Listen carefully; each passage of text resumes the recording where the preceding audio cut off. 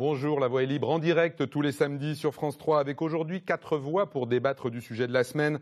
La réforme du collège avec une grande journée d'action syndicale mardi, une accélération du gouvernement qui a publié les décrets mercredi, mais encore beaucoup de questions que nous allons poser aux représentants du PS en Saône-et-Loire. Stéphane Guiguet, bonjour. Vous soutenez la réforme. Au maire UMP de Chalon-sur-Saône, Gilles Platret, bonjour. Bonjour. Vous vous opposez, vous, à cette réforme et à deux responsables syndicaux, Yann Chandivert, secrétaire académique du SE-UNSA, pour la réforme. Bonjour. Bonjour. Et Isabelle Chevier pour le SNES-FSU, syndicat majoritaire opposé à cette réforme. Bonjour Isabelle Chevier. Bonjour. Et chez vous, comme d'habitude, vous pouvez réagir sur les réseaux sociaux et sur notre site internet. Je le disais en ouverture, il y a eu accélération cette semaine avec la publication des décrets au lendemain de la journée de mobilisation. Comment doit-on le comprendre? Isabelle Chevier, vous avez été pris de court, vous, les syndicats, sur la vitesse de cette décision. Est-ce que c'est parce que vous n'étiez pas assez nombreux dans la rue? Alors, on était nombreux à faire grève, plus de 50%. On connaît les divergences de chiffres qui s'expliquent très facilement. C'est des approches techniques, on ne va pas perdre trop de temps là-dessus, mais on maintient qu'on a été plus de 50% à être en grève. Effectivement, dans la rue, on a été un petit peu déçus par les rassemblements dans la rue, devant les rectorats et les manifestations. Néanmoins, les enseignants que je représente, les salles des professeurs, parce que moi je suis encore devant les élèves, les enseignants que je représente sont très mécontents de ce qui s'est passé, se sentent désavoués par leur ministre. Et vous avez mal pris la vitesse d'action. Très très mal pris. Très mal pris, ce qui va donc accélérer les actions au courant du mois de juin. Yann Chandivert, vous qui êtes favorable à la réforme, vous avez estimé que le cheminement était normal et qu'il fallait prendre les décisions? Oui, tout à fait. Il faut assumer son projet politique quand on en a un dans un syndicat. Et cette réforme est bonne pour les élèves, donc il n'y avait pas de raison d'appeler à la contestation. Quand on dit pris de court, il y a eu débat depuis un petit moment. Il y a le Conseil supérieur d'éducation s'est prononcé, etc. Donc on peut pas dire qu'on a été pris de court. C'est un échec cuisant pour les conservateurs qui sont allés dans la rue, qui ont voulu mobiliser. Quand on annonce 70% la veille de la manifestation et qu'on se retrouve à 30%, c'est malheureusement, mais comme... On notera que la divergence de chiffres, il n'y a pas qu'entre manifestants et prolétaires, mais il y a aussi entre syndicats. Comme d'ailleurs les échecs des dernières manifestations sur les rythmes scolaires, etc. Voilà, ce n'est plus un mode qui intéresse les enseignants et ils veulent du changement. Donc voilà, c'est une réforme qui propose du changement. Gilles Platret, il y avait aussi une politisation très forte du dossier. On va dire que les représentants de la droite ont aussi été pris de court par la décision du gouvernement de passer les décrets dès mercredi. Politisation, je ne sais pas. En tout cas, c'est un débat qui intéresse tout le monde. C'est vrai qu'à chaque fois qu'on touche à l'école, au sens large du terme, la société se mobilise. Donc il y a eu effectivement des expressions politiques qui ont été assumées, en particulier dans la formation qui est la mienne. Moi, ce que je note, c'est qu'il y a à la fois un empressement pour faire passer la réforme, prendre les décrets très très vite, mais ça a suivi finalement un temps assez court où on a traité les opposants par le mépris, où on a qualifié les intellectuels de pseudo-intellectuels, où parce qu'on s'opposait à la ministre, on était traité de raciste ou de xénophobe.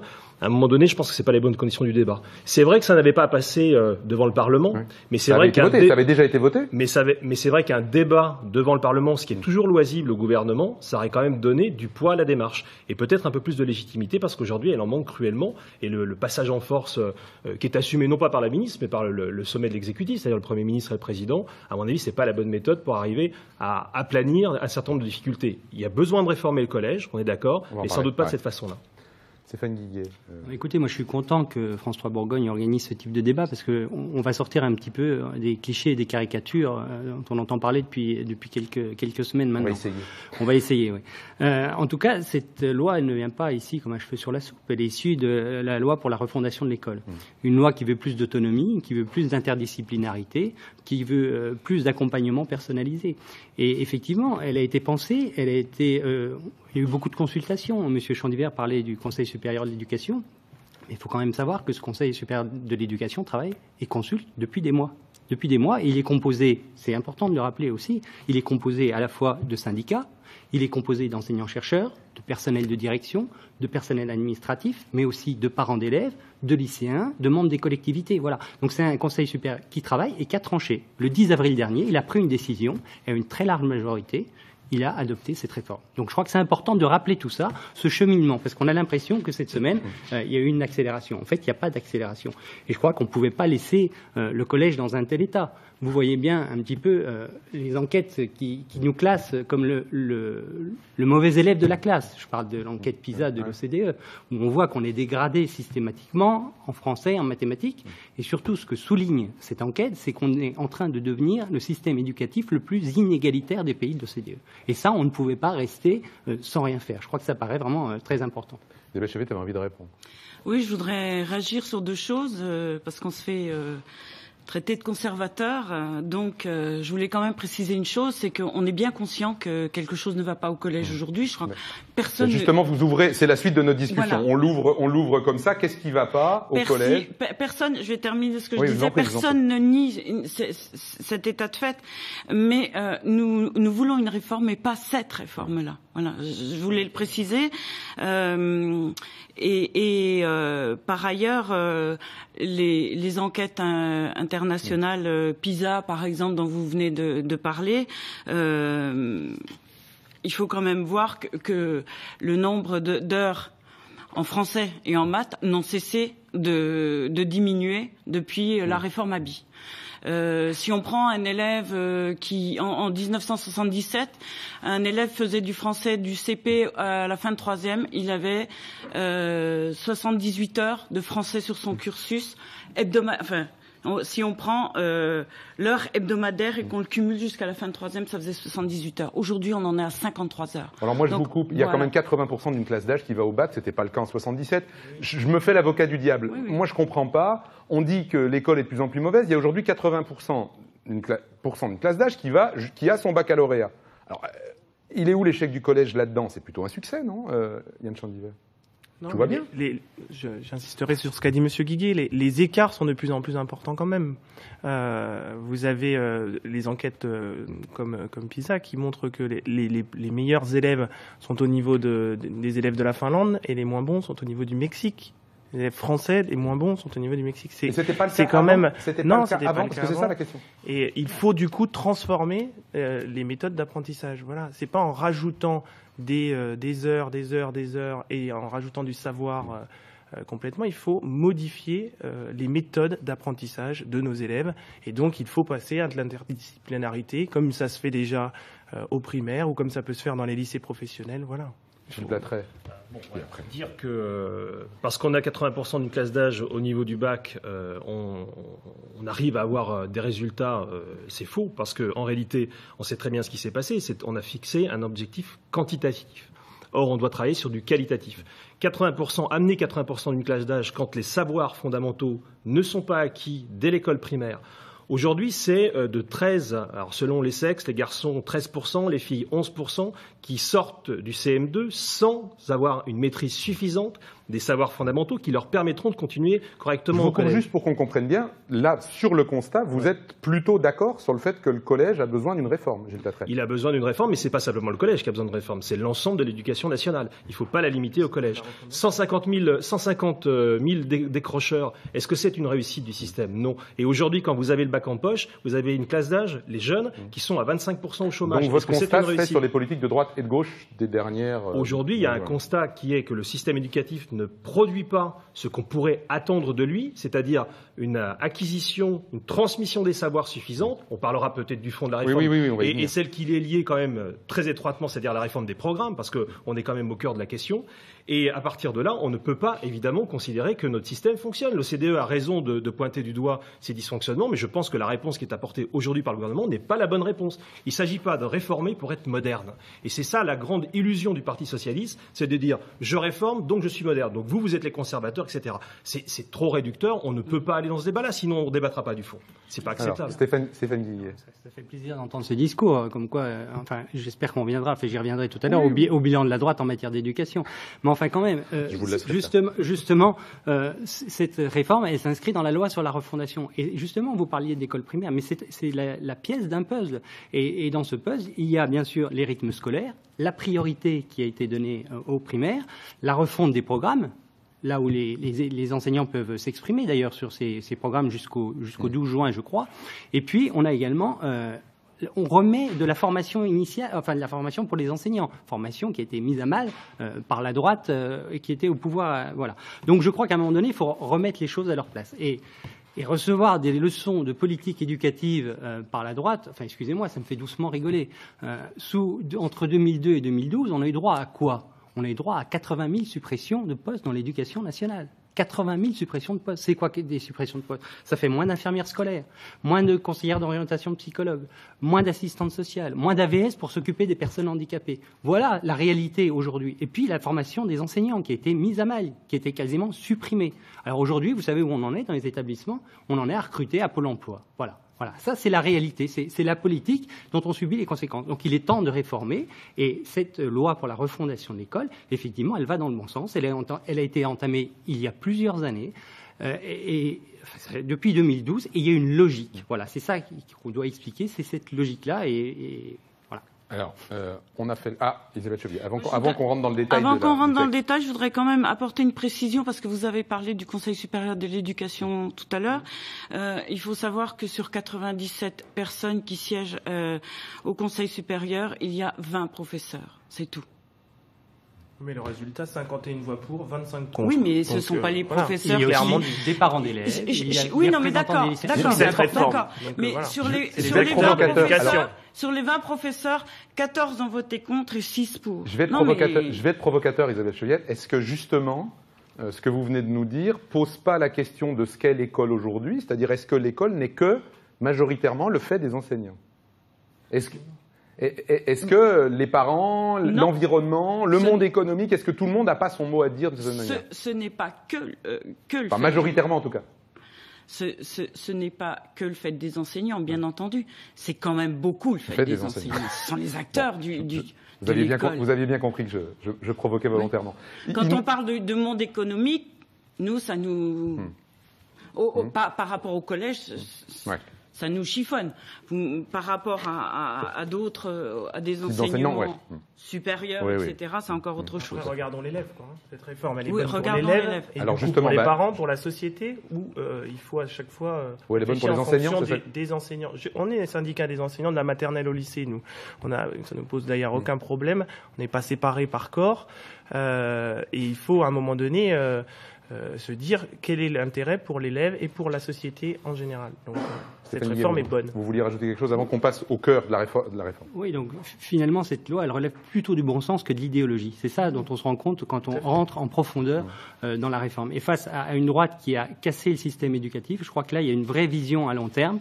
Et je crois qu'en période de crise, c'est important, parce qu'on se rend compte que depuis 2002, l'école, plutôt que de compenser les effets de la crise, a fait que les accentuer. Et c'est ce qui explique ces grosses différences dans les enquêtes PISA sur les inégalités qui se creusent. Donc je crois que c'est vraiment l'esprit de la réforme qui est important, c'est lutter contre ces inégalités-là, et il y a une vraie logique là-dedans. Alors on va justement, à propos d'inégalités, en tout cas ça a été dénoncé, si on rentre dans le corps de la réforme, on va commencer par ce dont on a le plus parlé, peut-être à tort d'ailleurs, c'est ce qui concerne les langues, l'enseignement des langues vivantes, l'enseignement des langues mortes. En gros, pour faire simple, pour ceux qui n'ont pas suivi le dossier, on supprime ce qui était optionnel pour certains élèves, c'est-à-dire le bilingue, anglais-allemand, les 2 langues dès la 6e, les sections européennes un peu plus tard, c'est-à-dire un peu plus d'anglais par exemple, et le latin, et on instaure pour tout le monde 2 langues en 5e, une initiation à la culture antique. Donc, est-ce qu'on peut présenter ça comme ça? On enlève aux meilleurs élèves pour redistribuer à tout le monde. Gilles Plattret, c'est votre vision des choses? Ça va me permettre de répondre à mon collègue socialiste, parce qu'il nous dit qu'il n'y a pas d'idéologie dans cette réforme. Et il nous dit que donc la droite est forcément mauvaise en matière d'éducation parce que la gauche serait la seule à pouvoir réussir des réformes. Ça, c'est un mythe quand même assez extraordinaire que vous pensiez à gauche que vous êtes les seuls à pouvoir vous occuper d'éducation. Écoutez, la dégradation du système éducatif, elle n'est pas portée par un parti politique. Vous avez été aussi aux affaires à un moment donné, donc arrêtez de dire que tout est la faute de vos adversaires. Moi, je prends la réforme telle qu'elle est et j'essaye de l'analyser. Et je l'analyse aujourd'hui avec l'idéologie qui la porte. Et c'est une idéologie anti-élite, c'est très clair. On considère que les classes bilingues de 6e sont réservées pour des élèves favorisés. Au lieu de favoriser l'intégration d'élèves venus de la mixité sociale au sein de ces classes, on dit on les supprime, comme ça on a réglé le problème. Mais c'est une méthode, pour le coup, complètement idéologique. Et il en va de même d'ailleurs pour l'enseignement du latin et du grec. Certes, le grec est appris d'une manière résiduelle, 3%, mais c'est tout de même les racines d'une partie de notre langue française, le latin aussi. Et qu'on ne vienne pas me dire qu'on a préservé le latin, parce qu'en réalité, par le jeu de ce raccrochage à des activités périphériques qui sont liées au monde antique en particulier, on va aboutir à une dégradation de l'apprentissage du latin. Donc on se coupe d'une partie des racines de la langue française. Je pense que c'est de l'idéologie à l'état pur, elle est à l'œuvre dans les programmes, elle est à l'œuvre sur ses décisions et sur d'autres encore, et ça n'est pas acceptable. Donc c'est ça que nous combattons en réalité. Isabelle Chevalier. Pour en arriver, donc, pour répondre sur le thème des bilangues et du latin, moi, je voudrais quand même rappeler que les bilangues existent dans tous les collèges d'éducation prioritaire, donc ce n'est pas forcément élitiste, et le latin également. Et il permet d'ailleurs de préserver une certaine mixité sociale dans ces établissements. Donc, ça, je dois comprendre que ça, dans la réforme, vous n'êtes pas forcément, enfin, ça vous plaît pas du tout. On est bien d'accord. Le retrait des bilangues et du latin, non, ça ne nous plaît pas du tout. Non. Alors, les bilangues, je rappelle quand même que les bilangues ont été instaurés pour sauver entre guillemets l'allemand. Après l'instauration de la langue à l'école primaire et de l'obligation de suite au collège. Voilà. Qui faisait disparaître quasiment la possibilité de faire de l'allemand. Alors, le problème, c'est qu'à l'instauration des bilangues, les LV2 allemands ont disparu dans les établissements. Alors, on nous dit, on enlève les bilangues, on va mettre LV2 en 5e. OK, pourquoi pas. Mais est-ce qu'on va rouvrir toutes les sections d'allemand LV2 qui ont été fermées depuis 15 ans? Ça, c'est la grande inquiétude des collègues d'allemand. Par ailleurs, le latin, il y a encore 20% d'élèves qui en font. Les 20%, dans les années 70, il y avait déjà 20%. Donc ça ne diminue pas. Donc c'est pas un critère d'excellence, et c'est encore moins un critère d'excellence si dans les établissements scolaires c'est fait comme ça doit être fait, c'est-à-dire les élèves sont dispatchés dans plusieurs classes et non pas dans une classe. Yann Chandiver, est-ce que mettre 2 langues vivantes dès la 5e à des élèves qui ont du mal, ça va les aider? Est-ce que d'ailleurs c'est pas pour ça qu'on avait enlevé la LV2 en 5e il y a quelques décennies? On l'a remplacé par les bilangues pour justement faire. Oui, mais les bilangues concernaient moins d'élèves en fait, d'une certaine manière. Oui, c'est sûr. Les 15 à 20%. Alors je voudrais redire, parce qu'on a entendu tout et n'importe quoi. Toutes les bilangues ne sont pas supprimées. Il y en a certaines qui vont être maintenues pour la continuité pédagogique aussi à travers le cycle 3. Donc voilà. Et on instaure du coup une LV2 pour tous. Parce que le principe de la réforme, on est obligé d'y venir, c'est bien la justice et que tous les élèves aient le même nombre d'heures. Voilà, qu'ils soient en 6e, en 5e, en 4e ou en 3e. Et on supprime les options. Voilà, et on essaye de laisser la chance à tous. Mais paradoxalement, est-ce que les élèves qui ont des difficultés quand ils entrent en 6e, ça va les aider d'avoir le même nombre d'heures? Juste la différence, c'est que le même nombre d'heures, et en plus, on dédouble et on fait de l'accompagnement personnalisé, on travaille autrement avec de l'interdisciplinarité. Je dois répondre à M. Platré, le latin-grec ne va pas être que dans les EPI, dans les enseignements pratiques interdisciplinaires. Il pourra être dans les EPI pour tous, mais il y a aussi un enseignement de complément à hauteur de 5 heures. Un enseignement de complément de latin. C'est justement là-dessus que le SENSA est intervenu au moment du projet de réforme pour justement essayer de maintenir ces heures pour certains qui voudraient faire ce choix. Donc, mais est-ce que vous estimez vraiment qu'il est sérieux d'imposer une 2e langue dès la 5e pour tout le monde, au nom de l'égalitarisme qui vous anime, quand on a des élèves qui n'arrivent déjà pas à maîtriser la langue française et ses rudiments? Est-ce que vous pensez que c'est la façon de les sauver? Est-ce qu'on n'a pas besoin des langues dans la société de tous les jours? On a besoin des langues, mais est-ce qu'on a besoin d'une 2e langue dès la 5e? C'est ça la question de fond. Est-ce que vous pensez que l'objectif premier n'est pas déjà d'assurer l'apprentissage du français et des matières de base des savoirs, plutôt que d'en rajouter dès la 5e? Moi, je pas en rajoutant du français et des maths que vous allez... Ça vous fait plaisir, vous dites pour tous. Donc on a l'impression que quand c'est pour tous, c'est nécessairement très bien. Moi, je pense qu'il faut au contraire regarder les cas particuliers des élèves, et je pense que cette mesure généralisée n'est pas bonne. Voilà, je vous le dis, elle n'est pas bonne dès la 5e. Imposer une 2e langue étrangère dès la 5e pour des élèves qui ont des difficultés qui ne sont pas réglées par ailleurs, dans leur langue maternelle, ça n'est pas une bonne chose. Et vous pensez qu'avec des classes de 30 élèves, en rajoutant des heures de français, de maths, et en cumulant comme ça le nombre d'heures, on va résoudre les 150 000 décrocheurs? Écoutez, non. Moi, je pense que le fait de forcer sur les apprentissages qui sont des apprentissages de base n'est pas mauvais. Après, on sait bien que la réforme, c'est les élèves s'ennuient au collège, il ne faut pas les mettre dans une situation de mal-être, etc. etc. Il y a quand meilleure même liaison des avec l'école extraordinaires primaire dans cette réforme pour casser en fait les élèves qui veulent travailler et pour niveler par le bas. Je suis désolé. La philosophie, même si on en parlera un peu plus tard, la philosophie elle est bien là et c'est celle-ci qu'on combat. Stéphane Guillet, qui attendait patiemment. Oui. Non, écoutez, je crois qu'il faut dire aussi, dans cette réforme, il y a quand même, je suis surpris d'entendre les syndicats parler ainsi, il y a quand même 4000 postes créés, rien que pour cette réforme du collège. C'est quand même important de le dire. Ce qui a été peu dit ces derniers jours dans le débat. C'est important de le souligner. Ensuite, pour en revenir aux bilangues, enfin, je crois qu'à un moment donné, il faut être sérieux aussi. Les langues étrangères, on est quasiment le seul pays en Europe à introduire la deuxième langue si tard. Partout ailleurs où ça se fait, ça pose aucun problème. Et c'est pas en concurrence avec l'apprentissage de la langue maternelle. D'ailleurs, tous les chercheurs en éducation sont d'accord là-dessus. C'est-à-dire, sur l'égalitarisme, juste un mot sur l'égalitarisme. Non, mais à un moment donné, cette rengaine de l'égalitarisme, tout ce qu'on va mettre en place dans cette réforme et qui va être accessible, on va rendre le latin, et effectivement, M. Chandivert a raison, pour le coup, le gouvernement a été plutôt ouvert à la discussion, puisque du coup, on garde une option latin en 5e, 1 heure, et en 4e, 3e, 2 heures. Mais en plus, on permet à travers les EPI... Ça signifie quand même que les niveaux de latin seront beaucoup plus faibles que précédemment, pour les élèves. Pas du tout. Que ceux qui faisaient réellement du latin. Et en plus... Vous le saupoudrez. C'est un enseignement de complément, donc ça sera pas... Il ne sera pas offert obligatoire. Il reste un option. Pas obligatoirement, comme actuellement. Allez. Comme actuellement. Il n'est pas obligatoire actuellement. Je relance notre discussion. On a parlé des langues. Il faut quand même qu'on parle aussi de ce qu'il y a dans le cœur aussi de cette réforme, parce qu'on a beaucoup parlé des langues et finalement pas forcément d'autres choses. Alors, il y a les programmes en histoire qui ont fait beaucoup de bruit, mais il y a aussi quand même un point de fonctionnement important pour le collège. C'est à la fois l'interdisciplinarité, le fait de croiser les enseignements, et puis c'est l'autonomie plus forte laissée aux chefs d'établissement, si j'ai bien compris. Dites-nous sur ce point-là, c'est-à-dire interdisciplinarité, autonomie, ce que vous pensez de la réforme, Isabelle Chevier. Alors, l'interdisciplinarité, c'est croiser des connaissances. Nous, on n'est pas forcément contre. D'ailleurs, on connaît au collège. On a eu les travaux croisés, les parcours diversifiés, les IDD. Enfin, on connaît. Bon, sauf qu'il n'y a jamais eu vraiment de bilan de fait de tout ça, mais on n'est pas forcément contre. Le problème dans cette réforme, c'est que l'interdisciplinarité va prendre sur les horaires disciplinaires. Et c'est précisément ça qui nous gêne. Parce que les élèves en difficulté, ils ont besoin de savoirs structurants, de choses qui les structurent. Et l'interdisciplinarité s'appuie sur les savoirs. S'il n'y a pas assez de savoir, l'interdisciplinarité, elle ne va pas forcément fonctionner. Et vous avez vous-même tout à l'heure souligné le problème des décrocheurs.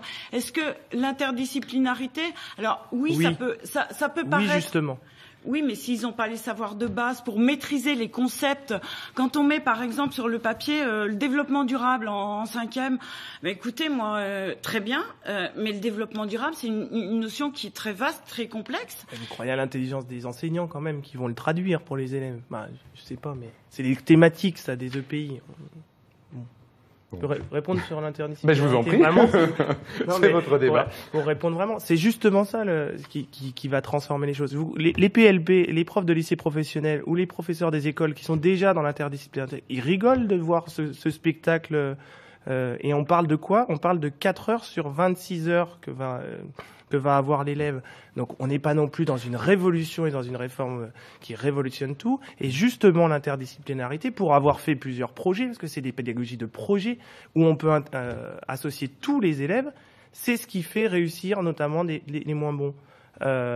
Et parce qu'ils ont un intérêt commun, toute la classe. Fait moi-même des projets danse par exemple, avec des élèves de tout niveau. Et bien dans ce projet-là, vous n'avez pas, du coup, vous n'avez plus de différence entre les élèves. Et ils arrivent à un but commun. Et donc ils réussissent. Et ils travaillent les fondamentaux quand on fait de l'interdisciplinarité. Faut arrêter de mettre les choses à côté. Et donc vous êtes en train de dire que vous voulez garder toutes les heures et en plus mettre, c'est ce qu'il y a actuellement, et en plus mettre de l'interdisciplinarité. Non.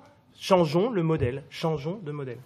L'interdisciplinarité ne gomme pas les spécificités, elle les met en valeur. Et je crois qu'il faut parier aussi sur l'intelligence et puis faire confiance aux équipes pédagogiques. Il y a des conseils pédagogiques. Oui, mais je suis désolé, mais à un moment donné, il y a des conseils pédagogiques et les enseignants qui se trouvent dans un lycée, dans un collège, connaissent bien la spécificité de leurs élèves et sont capables d'adapter ces EPI voilà. Donc à un moment donné, je crois qu'il faut faire confiance, puis faire confiance aussi aux chefs d'établissement. Voilà. Donc c'est des travails d'équipe aussi. Les chefs d'établissement sont des gens qui passent des concours, qui sont quand même aptes à diriger un établissement. Les enseignants. C'est bien pour ça que Mais c'est bien pour ça qu'il faut leur faire confiance. Voilà. Il faut leur faire confiance. Et j'entends beaucoup d'immobilisme dans votre discours. Alors que cette réforme, j'ai l'impression qu'on est plutôt tourné vers l'avenir.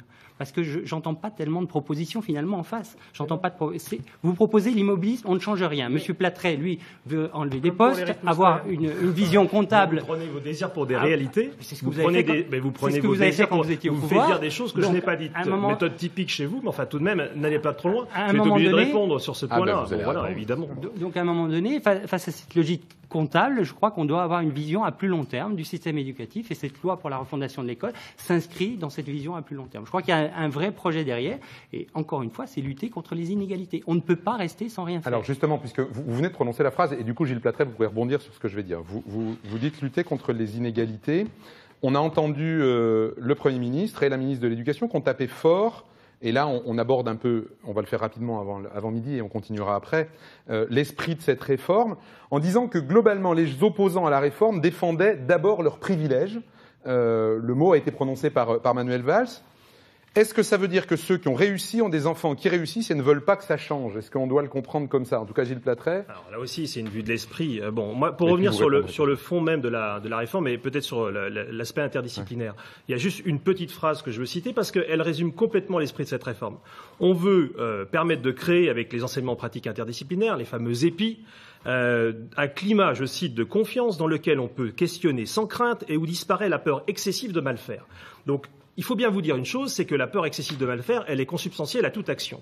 Quand on commence à dire il y a des élèves qui ont la peur de mal faire, donc il faut que tout le monde soit sur des allègements, parce que vous avez entièrement raison, les savoirs fondamentaux seront nécessairement reniés par la mise en place de ces enseignements qui sont forcément pris sur un temps qui était consacré par ailleurs aux enseignements fondamentaux, et plus que les itinéraires de découverte, par exemple, qui existent aujourd'hui. Ça, c'est un fait avéré. Donc, on est au cœur même d'une réforme qui, je le redis, nivelle par le bas, qui dénonce, c'est normal, il y a une logique, qui dénonce ceux qui réussissent et qui décide de mettre tout le monde sur un niveau plus bas. Comme ça, tout le monde est à égalité. C'est ce que j'appelle l'égalitarisme. C'est pas l'égalité sociale, c'est pas l'égalité des chances. C'est simplement, à un moment donné, prendre le contre-pied d'une école, d'un collège, qui donne sa chance à tout le monde, qui accompagne ceux qui ont des difficultés particulières. On n'a jamais dit le contraire, bien évidemment, mais qui arrête de casser ceux qui ont des savoirs à faire valoir et qui veulent se réaliser aussi par ça. Et c'est exactement ce que vous êtes en train de faire. Non, pas du tout. Je crois qu'à un moment donné, vous parlez des programmes, en fait. C'est bien pour ça que, parallèlement à cette réforme, on a mis en place, et le Conseil supérieur des programmes est chargé de ça, et on consulte l'ensemble des enseignants. C'est aussi ça, dialoguer. Qui d'ailleurs sont en grande partie en désaccord avec la mouture qui est proposée aujourd'hui. Vous avez cité la date du 12 juin. J'espère sincèrement que d'ici là, il y aura une réforme fondamentale de ce qui nous a déjà été proposé, parce que c'est complètement aberrant. Mais ce gouvernement, la gauche elle-même l'a dénoncé. Mais ce gouvernement, monsieur Plattret, est ouvert au dialogue. J'en veux pour preuve. Il en montre régulièrement des exemples inverses. J'en veux pour preuve la réforme des collèges. Passons fort si on est ouvert au dialogue. C'est un petit peu contradictoire. Non. Vous voyez pas différent. Oui, c'est deux choses différentes. La ministre dit la porte de mon bureau est ouverte, et Valls se dit moi je prends le décret immédiatement. Donc effectivement, c'est ce qu'on appelle une ouverture au dialogue. C'est pas crédible. Ce n'est pas crédible. Comme je l'ai démontré tout à l'heure, il y a une longue concertation et vous ne pouvez pas dire que c'est un passage en force. Pour en revenir à ceux, monsieur Mellet, ceux qui manifestent leur mécontentement, je ne crois pas qu'il faille stigmatiser. Je crois qu'on a besoin aussi de dialoguer, et ce gouvernement a toujours été prêt à dialoguer. Il faut continuer à dialoguer. Le décret maintenant est passé, on passe à l'étape suivante. La loi a déjà été votée, vous l'avez rappelé tout à l'heure. On n'a pas à revenir à l'Assemblée nationale, ça rime à rien. Donc on est dans une logique, il faut que tout soit prêt pour la rentrée 2016, parce que ça aussi, c'est l'urgence. Et je vous coupe, Stéphane Guiguet, parce que dans 15 secondes, c'est l'information de midi. On poursuit ce débat, bien sûr, sur l'esprit de cette réforme, puisqu'on a juste abordé ça, juste après les infos de midi. On se retrouve dans une poignée de minutes, et on passe la parole à l'équipe du Flash de la mi-journée. À tout de suite.